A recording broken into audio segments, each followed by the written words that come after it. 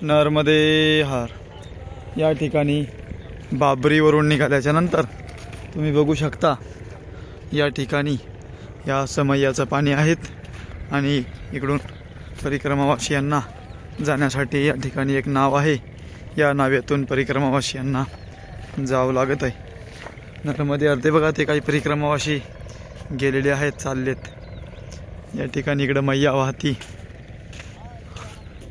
ही शिमरान नदी आहे आणि या नदीचं पाणी नर्मदा मैयाला मिळालेलं आहे। या इकडे नर्मदा मैया आहे, तुम्ही बघू शकता।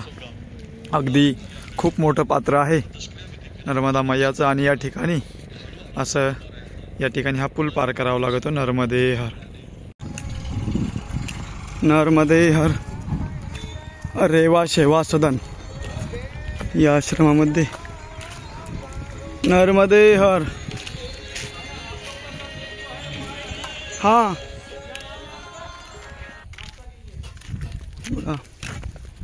सुंदर असं आश्रम आहे, उत्कृष्ट सेवा या ठिकाणी नर्मदा परिक्रमावासियांसाठी असते।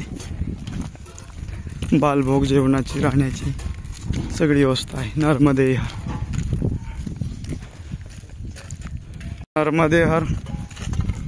या ठिकाणी आवली घाटवरून निघाल्याच्या नंतर सरळ मैयाच्या किनाऱ्याने रस्ता आहे सतधाराला जाण्यासाठी। सतधारा, आणि तुम्ही जर दुसऱ्या रस्त्याने गेले तर तिकडून अंतर पण पडतं आणि मैयापासून लांब पण जाता। बघू शकता तुम्ही मैयाचं पात्र अगदी सुंदर असं आहे आणि आम्ही मैयाच्या किनाऱ्याने चालताना तुम्ही बघू शकता एकदम पगदंडी रस्ता आहे, सुंदर असा रस्ता आहे, काही अडचण नाही आहे आणि यात्रा पण सुखरूप चालू आहे परिक्रमावासियांची। आता ह्या सगळ्या सुखसुविधा आहेत, सगळ्या गोष्टीचा लाभ घेता येतो। पण आम्हाला एक बाबा भेटले होते, त्यांनी 2001 साली परिक्रमा केली, म्हणजे 24 वर्षापूर्वी। तर ते त्यांचे अनुभव सांगत असताना सांगायचे की सुरुवातीला आश्रम पण कमी होते आणि मधुकरी मागावं लागायची। 5 किंवा 10 घरं मागितल्याच्या नंतर एका मनुष्याचं पोट भराल, एका परिक्रमावासियांचं, तर त्यावेळेस एवढा आटा जमा व्हायचा असं सांगत होते। म्हणून आता सगळ्या दळणवळणाच्या सुविधा वाढल्यामुळं सुंदर असा लाभ घेता येतो आणि परिक्रमा सुखरूप करता येते, परिक्रमेचा आनंद पण घेता येतो। बघा सर्वांसाठी मैयाचं दर्शन। नर्मदे हर, नर्मदे हर, नर्मदे हर। या ठिकाणी सतधाराकडे जात असताना आम्ही अगदी मैयाच्या किनाऱ्याने चालत असताना बघू शकता तुम्ही ही जी वाट आहे नर्मदे हर, ही जी वाट आहे या वाटेने जात आहोत आणि आता सतधारा अगदी 2.5 ते 3 किलोमीटर राहिलेलं आहे त्या आश्रमामध्ये। या साईडला मैया आहे ह्या शेताच्या पलीकडून आणि समोर परिक्रमावासी चालत आहे, तुम्ही बघू शकता। नर्मदे हर या ठिकाणी हा आश्रम आहे। अगदी सप्तधारा, सप्तधारा जे म्हणतोय आपण ते तुम्ही बघू शकता। संध्याकाळचे 6 वाजलेले आहेत, एकदम नयनरम्य आणि निसर्गरम्य वातावरण आहे। या ठिकाणी या 7 धारा सप्तधारा म्हणून ओळखल्या जातात। तर सप्तधारा म्हणून का ओळखल्या जातात तर या ठिकाणी या ठिकाणी युद्ध झालेलं आहे, या ठिकाणी युद्ध झालेलं आहे त्रिपुरसुराचं आणि भगवान शंकराचं, म्हणून या सप्तधारा झालेल्या आहे। पण ते युद्ध होण्याचं कारण काय तर आमच्यासोबत असणारे आमचे देवेंद्र महाराज हे त्याबद्दल तुम्हाला माहिती सांगणार आहे। तुम्ही बघू शकता ही जी नदी आहे ही सुद्धा मैयाला मिळालेली आहे। ही भागानेर असं नाव आहे या नदीचं।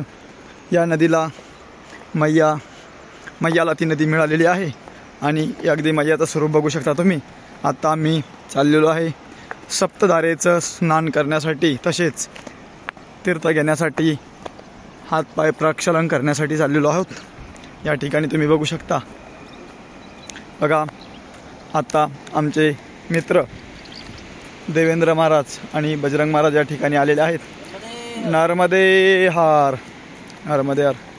महाराज, या सप्तधारेबद्दल तुम्ही काय बोलू शकता? रामकृष्ण हरी नर्मदे हर। बघा, नर्मदा मैयाची पायी परिक्रमा करत असताना आम्ही आज परम पवित्र सप्तधारा या तीर्थ ठिकाणी आम्ही पोहोचलेलो आहोत। बघा, पौराणिक कथा अशी सांगते की भगवान शिवाचं आणि त्रिपुरासुराचं युद्ध इथं झालेलं आहे। का युद्ध झालेलं आहे तर त्रिपुरासुर, ब्रह्मदेवापासून त्रिपुरासुराने वरदान प्राप्त केलं आणि पृथ्वीवरती उत्पात मातवला। सर्व देवी देवता त्यांना संकट निर्माण झालं आणि तदनंतर सर्वजण शिवजीची आराधना करून शिवजी जवळ गेलेत आणि शिवजीला प्रार्थना केली की शिवजी, तुम्ही या संकटातून आम्हाला सोडवा। तेव्हा भगवान शिवाने स्वतः येऊन त्रिपुरासुराचा नित्पात इथं केलेला आहे आणि तो नित्पात करत असताना त्यांच्या युद्धामध्ये भगवान शिवाच्या हातून एक बाण पडला। तो बाण पडल्यानंतर नर्मदा नदीमध्ये हा बाण पडला आणि त्या बाणाच्या प्रभावाने या नदीमध्ये जेवढेही काही दगड असतील, दगड शिवलिंगाच्या आकाराचे झाले। म्हणून म्हणतात, म्हण आहे की नर्मदा मैया का कंकर कंकर में शंकर है। प्रत्येक दगड तुम्ही हा भगवान शिवाचं स्वरूप आहे आणि जेमतेम तुम्ही जर दगड पाहसाल तर तुम्हाला काही शिवलिंगाच्या आकाराचे दिसून येतील। त्याला दुसरं नाव बाणलिंग असं सुद्धा शास्त्राने दिलेलं आहे। त्या त्रिपुरासुराचा निष्पात करून त्या बाणाच्या प्रभावाने इथं मैया 7 धारेमध्ये मैयाचं रूपांतर झालं आणि कालांतराने शतधारा म्हणून हे ठिकाण प्रसिद्ध झालेलं आहे। अशा या शतधारेचं सुद्धा दर्शन आम्हाला झालेलं आहे। अतिशय नयनरम्य वातावरण आहे, मनोरम्य वातावरण आहे। किंवा एखाद्या साधकाला साधना कुठं करावी जर त्याला जर विचारलं तर त्याने निश्चितच हे ठिकाण, मैयाचा काठ, त्याने तो निर्णय घ्यावा किंवा मैयाच्या काठावरती साधना करण्याकरता उत्तम ठिकाण म्हणजे शतधारा आहे। नर्मदे हर। आपण बघू शकता या ठिकाणी 7 धारा म्हणून या ठिकाणी आम्ही आज आलेलो आहोत आणि मैया या ठिकाणी ज्याप्रमाणे 7 धारा या ठिकाणी म्हणतात असं 7 ठिकाणं मैया या ठिकाणी वाहते। बघा, सायंकाळची वेळ आहे, निसर्गरम्य वातावरणामध्ये या ठिकाणी परिक्रमावासी आलेले आहेत। आपल्या नाशिक शिर्डी या साईडचे नर्मदे हार बघू शकता आपण। खूप म्हणजे असं या ठिकाणी सांगण्यासारखं खूप काही आहे। 7 धारा ज्याला म्हणतात ते म्हणजे हे ठिकाण आहेत आणि या ठिकाणी भगवान शंकराचं या ठिकाणी युद्ध झालं होतं म्हणून त्याला या ठिकाणी 7 धारा असं या ठिकाणी नाव या ठिकाणी पडलं। बघू शकता आपण मैयाकडं 7 धारा म्हणजे कसं असतं तर या ठिकाणी 7 प्रकारातून मैया या ठिकाणी वाहत असते, त्याचं नाव म्हणजे 7 धारा। नर्मदे हर।